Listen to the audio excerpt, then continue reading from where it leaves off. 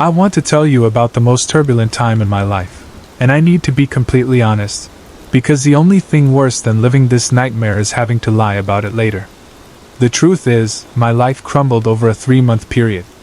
My fiancée, Hannah, who I was going to follow anywhere on earth, chose to leave me for a doctorate program in Queensland, Australia, a logical, rational choice that still landed like an anvil on my chest. A month later, my father, only 58, passed away from a rogue, sudden heart attack. And finally, the last anchor, the imports company I worked for, restructured and relocated my entire department from the relative sanity of the DC suburbs to a desolate satellite office in Carroll County, Virginia. I had no choice but to follow the company like a dog to its leash. I was 35, an IT architect, financially devastated by the funeral costs, and completely numb. I resolved to burrow into work and stop thinking. Sleep was a weakness, silence was hell. Whenever the ambient noise leveled out, I braced myself for the incoming volley of terrible, intrusive thoughts. I knew exactly what they would tell me, that I should have fought for Hannah, or that I should have picked up that one phone call from my father. My goal was zero stimulation at maximum speed. I called an agency, explained the urgency, and told them I needed a clean, quiet apartment fast, or else I wouldn't survive the self-imposed drowning. I got lucky. Or maybe, I got precisely what I deserved. Look, even now, 2 years later, I cannot definitively decide if the place was a true sanctuary, a purgatory, or a perfectly designed cage. It only cost me one thing, and I'll get to the price later. The agency found an opening on short notice. The rental price was embarrassingly low, nearly $1,000 below market rate, in a picturesque area on the edge of the abandoned manufacturing district. The catch, immediately listed in the fine print and then easily rationalized, was the building's unique rules and management status. The adjoining street-level shop operated on a hyper-limited schedule, primarily for residents, and the reduced rent compensated for the fact the building operated with strict internal surveillance. They called it silent management, and I barely blinked. I looked at the photos: 2 rooms, a functional kitchen, a clean bathroom. Everything I needed for my new life as a cleanup specialist for a collapsing company. I signed the lease, afraid that if I didn't, the moment of perfect desperation would pass. Lightning rarely strikes twice with openings like this. The leasing agent chuckled over the phone, unaware he was describing a phenomenon more geological than meteorological. The building itself didn't blend in. It was a massive, 3-story structure of old dark, field-dressed stone, almost medieval in its severity, with tall, arching mahogany doors leading into a portico. It stood proudly overlooking what should have been a commuter highway access road, but was instead an eerily pristine swath of manicured grass, an illogical, unsettlingly perfect green field. Just above the doors, worn bronze plaque hung. "He brings you comfort in this house of rest." I heard 2 locals on the street call the massive thing the sanctuary, and the house of ruin. Its actual, forgotten 19th century name, all in the same breath. I didn't care. I needed rest. The entrance was flawless. The herringbone tile entryway was so clean that the midday light reflecting off the surface was almost blinding. A cool, constant draft moved through a long, straight hallway line, carrying with it a faint, comforting trace of old tobacco and lemon oil. The moment the main door clicked shut behind me, the city's chaotic noise vanished. It was a silence so absolute, so profound, it truly lived up to its name. My keys were in my mailbox. A total of 16 units. On a first glance, I noticed the same blue-tinted paper, an advertisement for a steakhouse I'd probably never visit, was sticking out of every single box. But mine. I was the only one who seemed to have collected the initial welcome gift.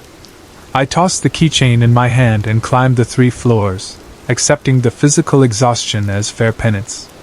The apartment 3C was everything I'd seen in the photos and infinitely more: bright, airy, perfect views of both the unsettling green field and the distant, noisy street, a perfect psychological buffer. I could breathe. For the first time in months, I felt an expansive release. a sigh that tasted of metallic ozone and the possibility of surviving myself. I immediately drowned everything in routine. I bought cheap, functional, modular furniture, installed my complex network, and set up the perfect desk in the corner. I explored the neighborhood. Finding the steakhouse flyer was a fluke. The one restaurant that mattered was down the street serving simple, honest Middle Eastern food, the real comfort I needed. Most necessities came from the corner shop/annex downstairs, which had an inexplicable, rotating assortment of gourmet items. The shop was run by a single man I knew only as Mr. Salmon. He was well past 70, perpetually smiling, incredibly quiet, and moved like a shadow. He worked the counter perfectly, eyes fixed on me, knowing my change exactly, never once looking at his hand. The rent was low, the prices were low. The place was the house of rest. I felt I was healing. The seeds of doubt began with an existential need for distraction. The company gave me an unexpected, blessed 2 weeks off. Instead of finding respite, I found myself paralyzed. I'd spend hours staring at Hannah's social media. The laughing, the learning, the new friendships. An agonizing question kept looping: what if I'd followed the love and not the money? To fight the crushing mental silence, my mind began to fixate on the unsettling quiet of the building. I would hear them: laughter, music, sometimes fragments of a piano scale, the muffled sound of a neighbor cooking, the soft, rhythmic patter of running on a stair machine on the second floor. They were alive, present, and happy, just behind the plasterboard. But over the first 5 weeks, I never once saw a face. Not on the stairs, even though my unit was 3rd floor, not in the entry, not on the adjacent quiet residential sidewalk. I tried leaving a simple, neatly written anonymous note on a few doors. Hi, just moved in. A3C, let me know if you need anything. All of the papers were tucked back into my mailbox 1 day later, returned, with nobody claiming authorship. The biggest red flag came from the mailboxes. I'd had no mail for nearly 6 weeks except for junk. As I walked past the lobby one afternoon after talking to Mr. Salmon, I saw it. The same blue-tinted flyer I had received on day 1 was still tucked identically into every mail slot except mine. No one had checked their mail in 6 weeks. It didn't mean they were dead. It meant they never left this place. I cornered Mr. Salmon a day later when he was restocking the canned juices. Mr. Salmon, excuse me. I started nervously. Do you know any of the tenants? I haven't officially met anyone. He offered me a cheap off-brand cigarette from a pack he kept beneath the register, a sign of his only known vice. I took it, nodding him thanks. He smiled that same unnervingly pleasant smile, pointed at his mouth, and then his throat. Very little, he rasped in a voice I hadn't truly tested until then. It was dry, chalky, oddly hollow. Throat problem. They keep quiet. He didn't blink when he said it. I dropped the subject. But I became an obsessively desperate spectator. Maybe the building was a cult, or a retirement home full of the ridiculously well-preserved. My loneliness morphed into a frenzied amateur investigation. I wandered the deserted, during daylight hours, halls, listening to the muffled, cheerful existence humming behind closed doors. They couldn't be ghosts. I heard them arguing about which box set to watch next. They were there. But why the total sequester? One evening, coming back slightly early, I finally met one of the true tenants. He was leaving. He was a man maybe my age, wearing clothes that looked pristine but at least 40 years out of date, a smooth, unwrinkled suit jacket and stiff jeans. But he was clearly healthy, almost unnaturally so. Are you Jude? I asked, remembering an earlier attempt to read a faded initial on a distant floor. Yes, that's my name. He smiled, his expression calm and open. You are our new arrival, Adam. What a blessing! He was perfectly normal and completely unsettling. Come, dinner has been waiting far too long for one of us to share it with the other. I couldn't refuse. Jude and his wife, Clara, were impossibly kind, perfect. He used every single cliché about serenity without sounding ironic. It's our peace of heaven right here. Jude had been a highly stressed tech consultant until he sold his business for a massive profit, and retired young. Why so secretive, though?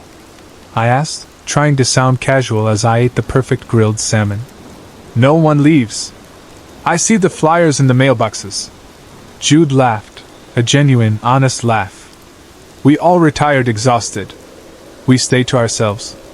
It's what keeps it the sanctuary. No distractions. But you have to earn the rest. You follow the rules. He leaned in, conspiratorial. Though the manager allows vices. Vices? Jude winked. A bottle of vintage scotch and half a pack of good cigars for me, weekly. It's a small indulgence. It's the price of absolute peace. The manager trusts us. No need to escape. I felt nauseous with questions. As I was leaving, I threw out the one thing hanging the heaviest in my mind, remembering Mr. Salmon's raspy warning. Jude, what did Mr. Salmon mean about not smoking indoors because they checked the open windows? Jude gave me a serene, pitying smile, the first true break in his face. He means what he means, Adam. If you must submit to a vice, always lean into the open window. They monitor the air. Breaking the rules inside here gives them agency. Never challenge the boundaries. They monitor the air. I spent the next nights fixated on that statement. Who was they? The unseen owners? The silent landlord? My anxious thoughts demanded a definitive answer. Without a clear explanation, I did the only thing anxiety-riddled people do. I created a scenario to generate one. One midnight, I closed the window tightly and defiantly lit one of Jude's expensive cigars. I don't know what I expected. Maybe an aggressive phone call or a harsh note under my door. Instead, the soothing, regulated airflow in the apartment instantly turned into a heavy, cold stillness. The rich aroma of forbidden tobacco immediately felt sour, metallic. A crushing weight settled on the back of my neck and shoulder. I felt judged with an ancient, total sense of disappointment.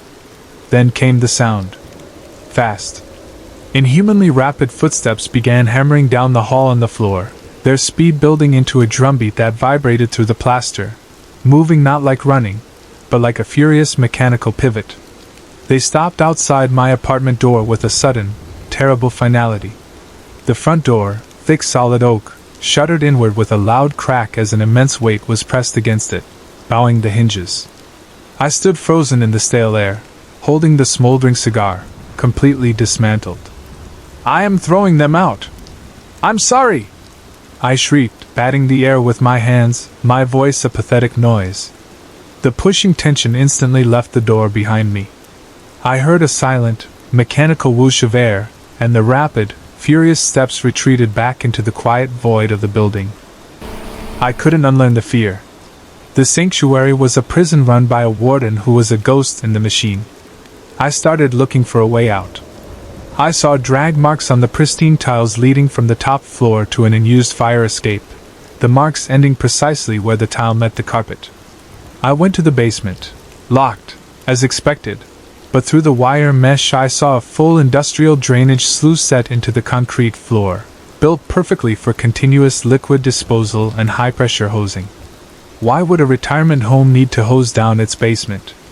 I had to leave, and I had to break the peace. 2 days later, I used a sudden burst of courage born from pure anxiety. I ran down the stairs to the ground floor, bypassing all locked supply closets, and found the door hidden next to the shop, the access panel for the old emergency PA system. Disconnected fire alarms needed an alternative loud noise. I ripped the corroded cord from the panel wall, adjusted a fragile dial on the speaker, and slammed the broadcast button. PL. ASE. X. TH. NIM. ICs. My own voice shrieked, utterly mutilated by the old wires and static, booming slow and distorted into the silence of the sanctuary. You need to leave your apartment. I ran. I sprinted up the stairs, knowing this was it, ready to face the music. On the second floor landing, doors started opening with slow clicks, then a nervous, tentative creak. Jude came out, an expression of profound apology on his youthful face. with his perfectly serene wife, Clara, just behind him. Other doors opened, one by one. Young, unlined, impossibly relaxed, terrified faces emerged, couples, families, children. They flowed into the hall, looking not up at the sound, but only at the ground. "What is happening?" whispered a beautiful young woman, tears already streaming. "He said we don't have to leave, please, I don't want to break the rest." From the lower-paced speakers, a horrific sound crackled, a digital shriek of pure metallic anger, too deep and too loud for human chords. "R. Turn. To. Home. Go." Immediately, the living began to retreat. They flowed backward into their units in a terrified rush, quickly locking the ancient doors. The last thing I saw was Jude, giving me one final look of profound, honest pity before he slammed his heavy oak door shut. They were mourned. I was expelled. I barreled up to the third floor, fueled by a final, desperate burst of adrenaline. My hand was almost on my front door knob when I heard the manager. No metallic footsteps, no running. Just a complete, terrifying silence that I knew was his presence, not just behind me but already there. I turned. Mr. Salmon stood in the light of the hallway lamp, but he was nothing I had seen before. He was no longer 5'7". He was at least 8 feet tall. His old, withered skin had split, completely revealing a dark, impossibly stretching void black vibrating material beneath. This horrifying, textural blackness was a living entity, barely holding its humanoid shape through the tattered remnants of Mr. Salmon's suit. His arms now reached beyond his knees, the fingertips trembling. The chalky voice was now a hollow, synthesized chord that barely resolved into human language. "You defy sanctuary. You defy the rest." It moved not by walking, but by sliding. It advanced, pulling the wiring and oven from the kitchen wall with a single absurdly long, boneless arm. The manager plunged the live wires into my desktop computer and monitors, causing a catastrophic fire, a blinding flash, and the sound of my life's anchor, my work, exploding. "This will not ruin the sanctuary," it screamed/buzzed. The true entity beneath the skin had no eyes, no face, only a vaguely outlined void full of pulsing, geometric shadows. It grabbed my shirt, lifting me until my feet dangled. "You wanted the sanctuary for a reason. You were broken. Ready." With its other hand, its fingers elongated into impossibly smooth, black rods that no longer mimicked skin, it plunged a single point into my chest, right over my heart. My breath turned to ice water. An agony deeper than pain, a profound, devastating loss that felt like pure thought, poured into my chest. I felt my lungs seize up. My gaze involuntarily bent, forced to stare at the black shadow inside my chest. As I collapsed back down, choking, it was gone with the same silent speed. I tore my shirt, looking at the wound. There was no blood, only a single, large, dark purple bruise, the shape and size of a massive, perfectly manicured thumbprint over my sternum, radiating outward in thin, spidery dark root lines. The solar flare bruise. It was burning acid hot, the brand of the sanctuary.